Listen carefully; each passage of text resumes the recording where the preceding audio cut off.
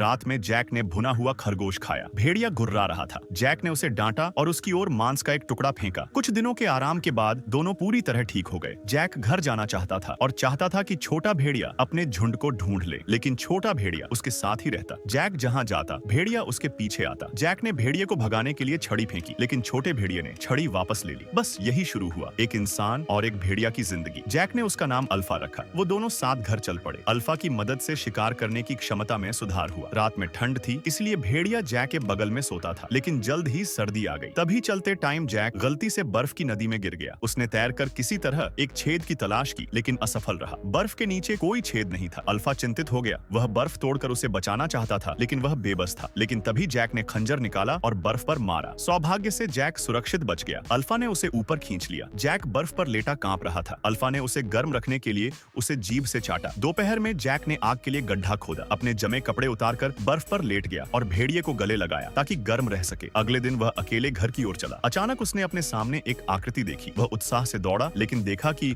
वह नदी में जमा हुआ एक शव था। जैक की मुस्कान जम गई। वह तंबू में कुछ खाना तलाशने गया, लेकिन वहां कुछ नहीं था। सौभाग्य से उसके पास धनुष बाण था, लेकिन उसे आगे बढ़ना पड़ा। तभी एक भयानक बर्फीला तूफान आ गया। शिकारी कुत्ते उसका पीछा करने लगे। जैक अल्फा को लेकर तूफान में भागा। अंत में उसे एक बर्फ की गुफा मिली और वह बच गया।